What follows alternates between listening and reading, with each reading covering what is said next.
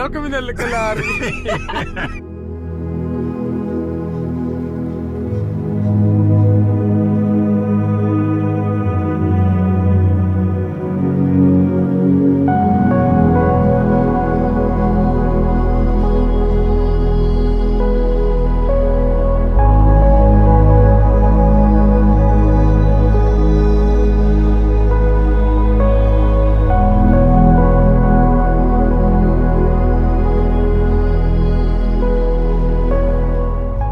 In this series, we check off a bucket list item by visiting Kgalagadi for the very first time.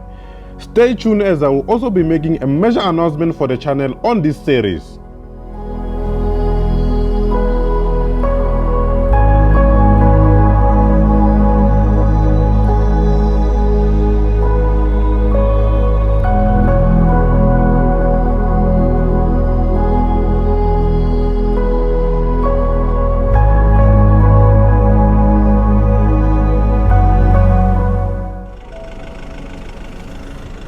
Seems like we are stuck in a soft sand.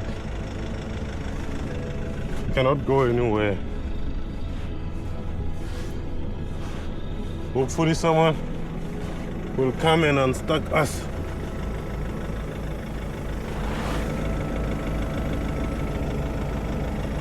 There's too much soft sand here. I think we're going to be here for about an hour from now on. 15 minutes to gate closing. So when they realize we didn't bring the permit, that's when they'll come. It will take them 20 minutes or 23 minutes to get here. We might get help around 10 past 7. So that's almost an hour from now on. This springboks that I was filming is the same springbok she wanted to hunt. So they were moving nicely. I stopped and filmed them. Then when I take off, that's when things went south. One guy was stuck, a staff member of Sun Parks during the day was unstuck by someone. So I was cautious since then, but even on the cheetah sighting, I took off with the diff lock on, but here I didn't put it on. I think I was too excited. But yeah, it is what it is. Beautiful sunset going on with the bed situation here.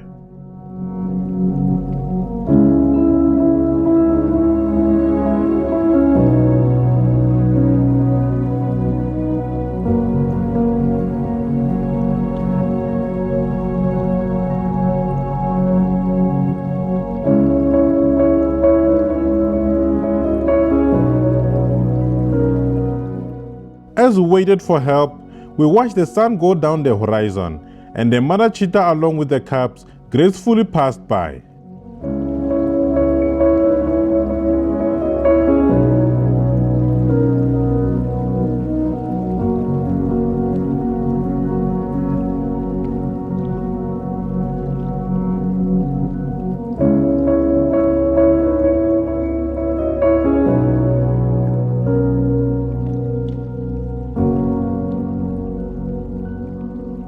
Where's the tracks? Oh, yeah. Here's the tracks. Why it looks so big?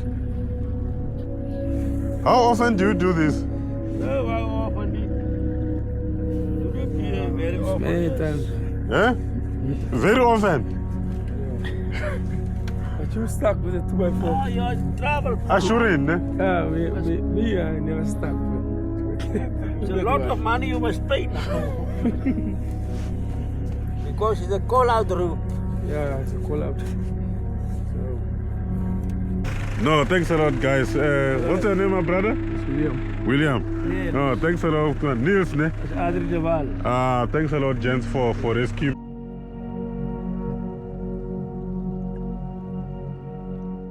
So yeah, our dinner plans have been disrupted by our ordeal, and then we arrive here late, so we're so exhausted we can't even fry or prepare proper meals. So we're going to have some quick stuff and coffee because it's freezing here. If you're coming to Kgalagadi Camp, during winter, come prepared. It's cold. There was a male lion sitting here, right in front of our tent. Wow.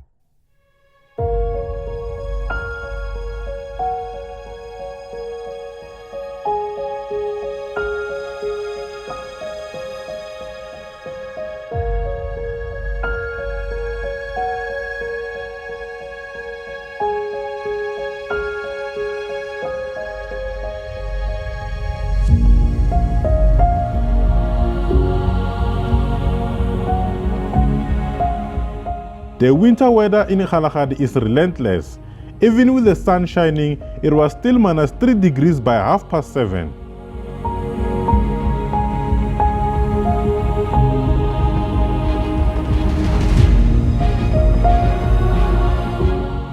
Just a few meters past the loop to the 14th borehole, we came across a couple of cars gathered around and they were looking at 3 lion cubs.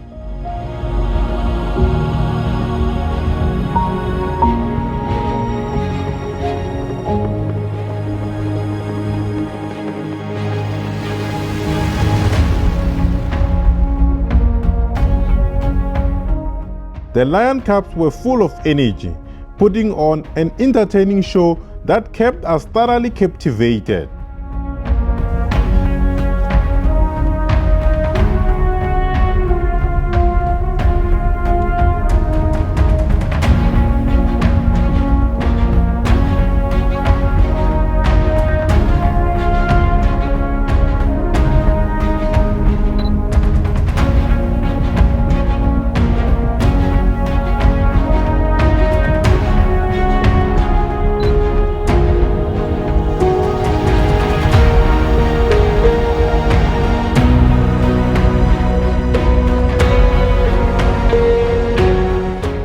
The cubs were full of energy, continuing their playful antics for over 20 minutes.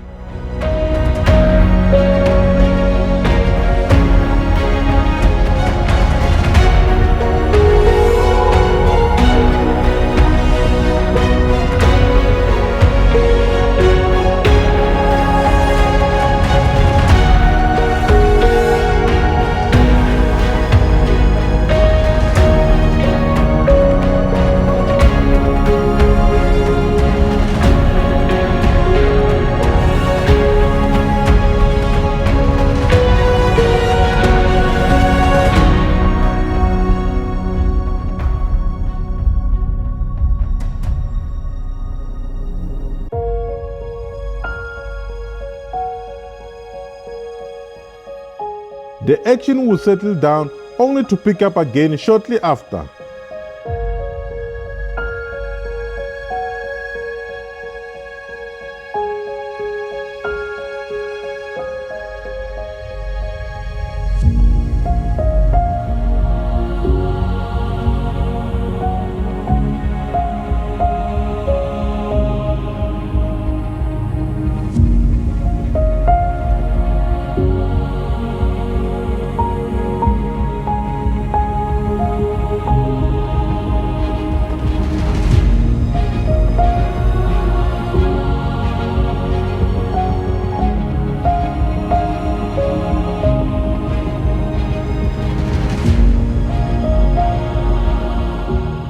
The cubs has been in the area for a while and have been on their own for a couple of days.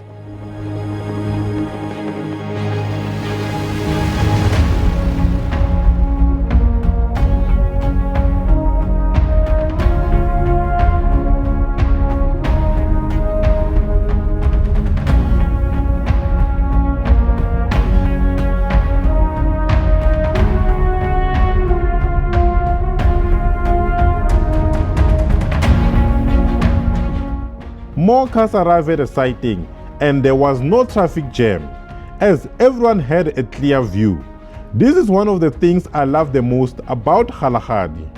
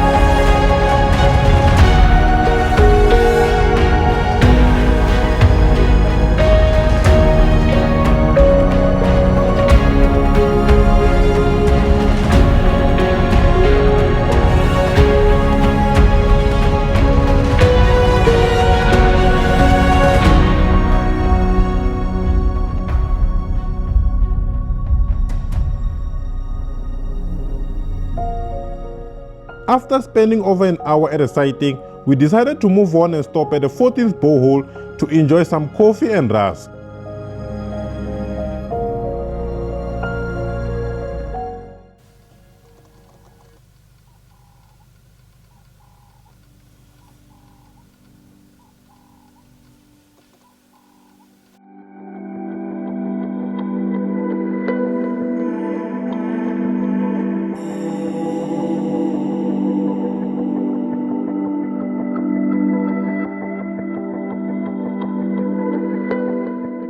When we arrived at 14th borehole, a couple of oryx were approaching the waterhole.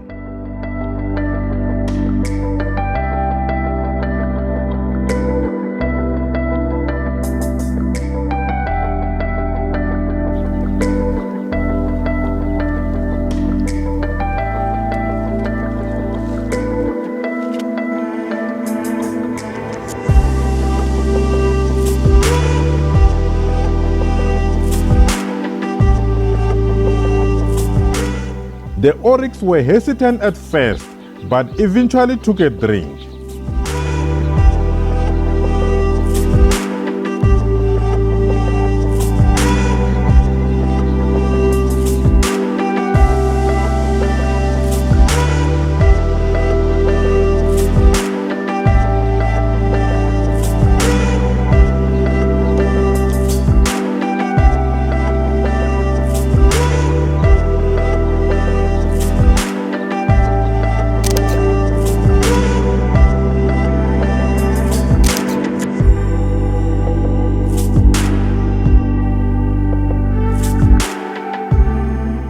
We left 14 waterhole and started heading back to camp. Just a few meters away, we encountered a herd of springboks walking in a single file towards the waterhole.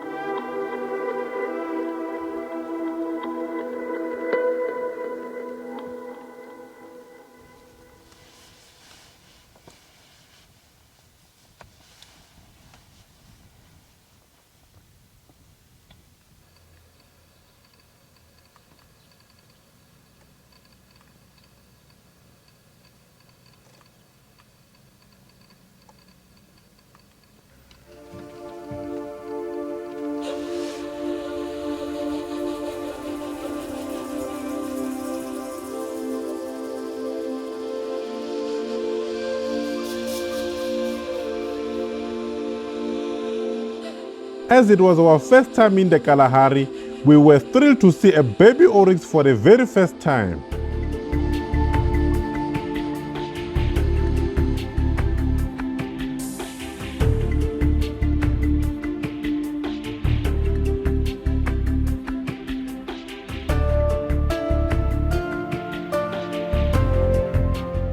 Our time in Kgalagadi was filled with excitement at every corner.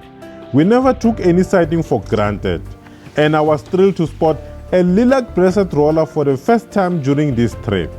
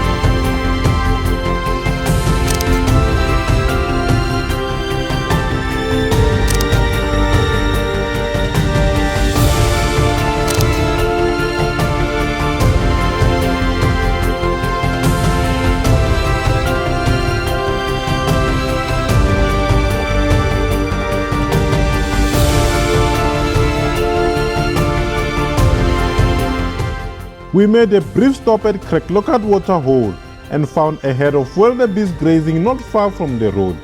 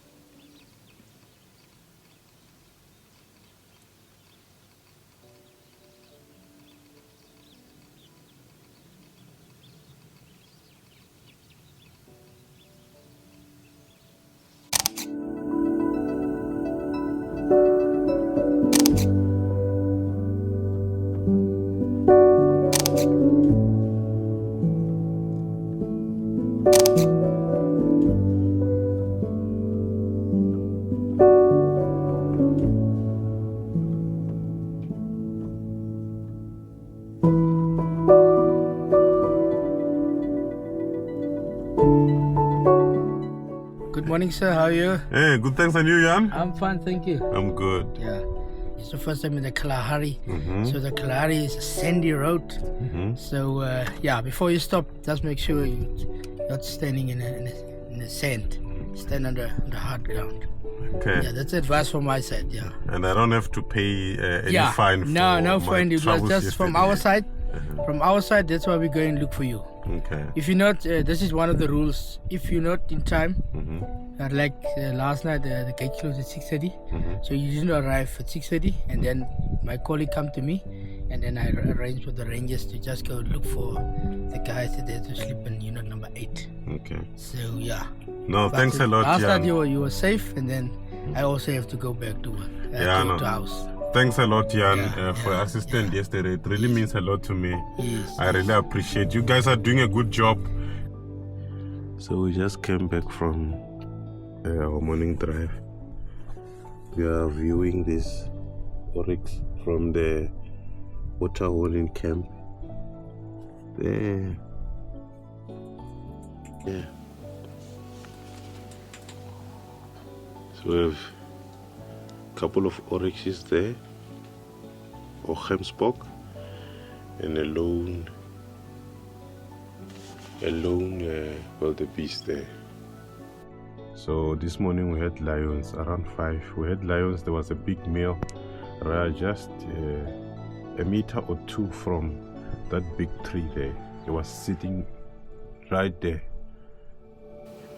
Then he was roaring, and then they walked. It was like a pride. I think I counted about 7 or so with cubs. They walked, but we tried to look there for them when we went on the drive. Nothing we couldn't see. But it's a beautiful camp. We just came back. Wanna relax a bit. Kgalagadi camp so far, very cold and beautiful.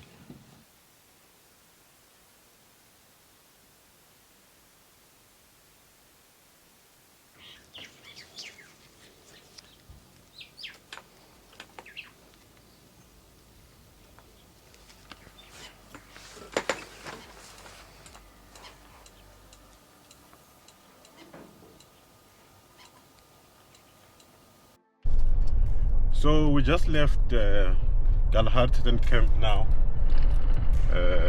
It's about 3:05. We are heading to Mata for the very first time. So yesterday when we arrived, we were able to check in from Kgalagadi camp right away. So we've never been to Mata before. So this being our last night, we won't be able to come back again to Mata. So that's why we are heading there. And then we also just want to fill up the diesel, put a little bit of fuel, and then head out on a game drive. We are much refreshed. I don't think there's much that we're gonna need in terms of anything. We're not gonna need to buy anything extra. It's more like going to see Mata Mata and be able to capture, see how the camp is like, so we can share with you guys how things look like from the Mata Mata side. So yeah, it's 3 kilometers away from Kgalagadi camp. Should be a quick drive to get there, and then yeah, we'll give you an update as we move along.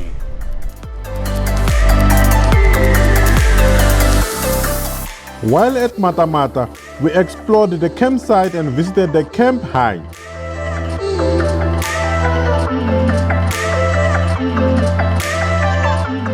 If you can look there at the top somewhere, yeah.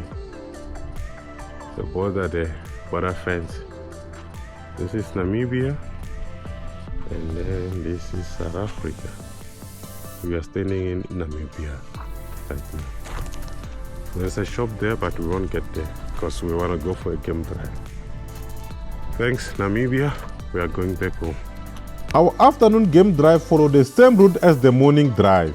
We drove up to 14th Waterhole, hopping from waterhole to waterhole in the hopes of encountering something special. So we have 7 ostriches. They are called a flock. It's a beautiful sighting. Opposite the turn off to Kgalagadi camp.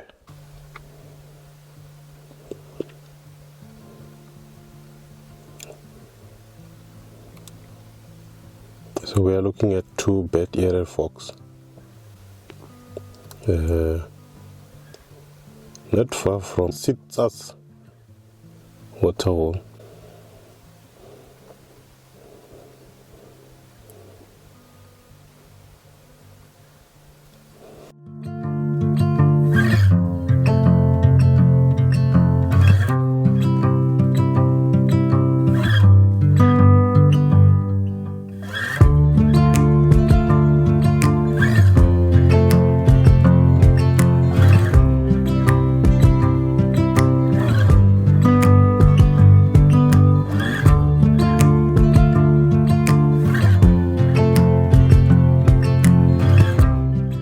The bed-eared foxes quickly became my favorite animals in the Kalahari.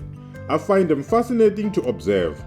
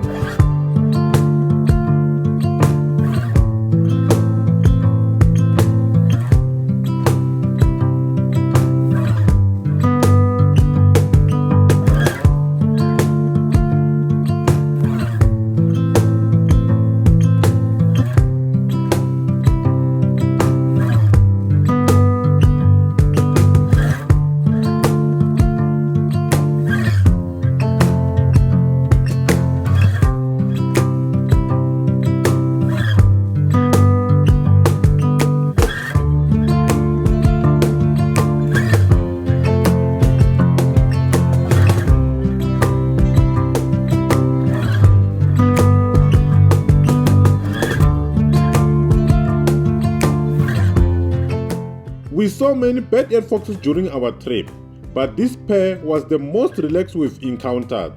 They went about their business as if we were not there, even coming closer to our car before crossing the road.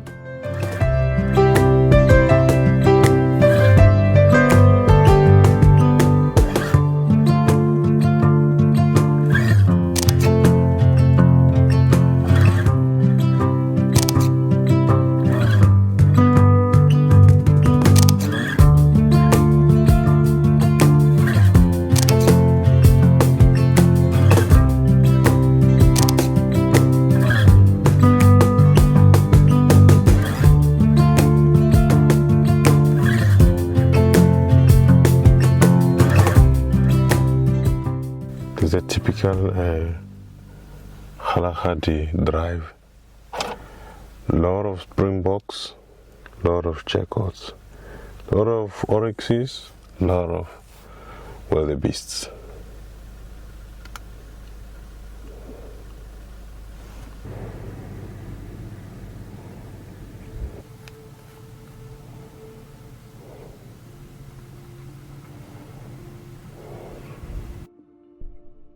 So this is the same area where we had the lion cubs earlier today.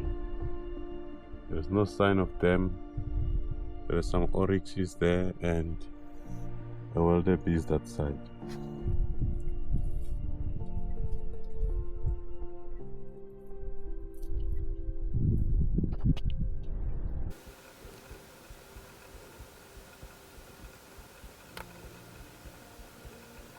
We are sitting here at Dalkeith Waterhole.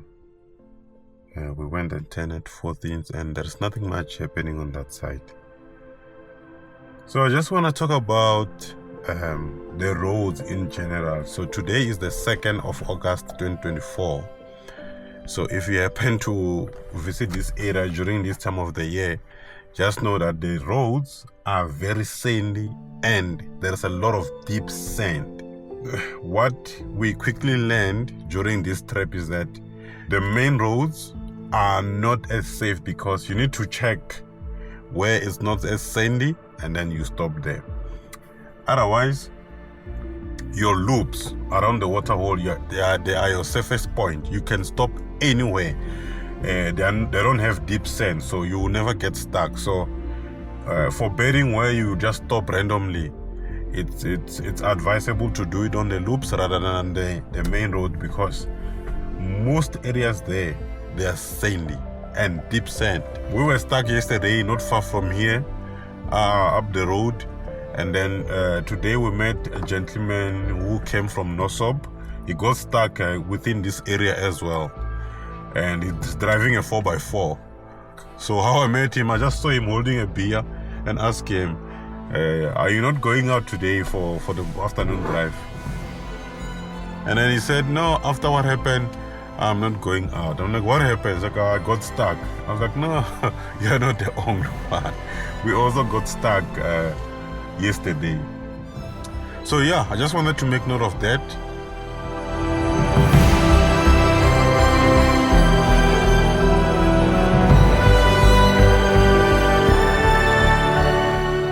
On our way back to camp, we enjoyed some of the best light for photography.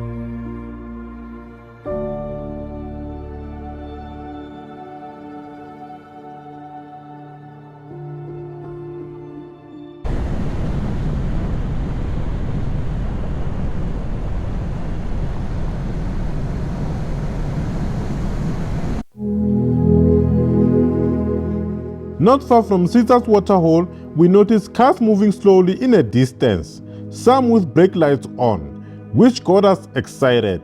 It turned out that another car got stuck.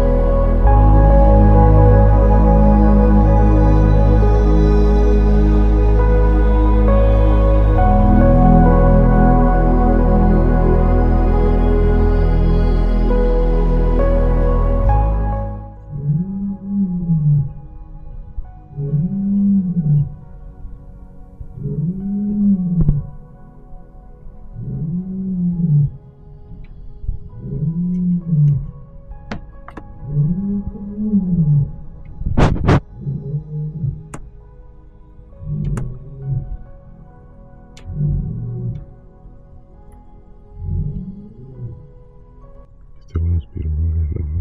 this would be visible here. Here, there he is.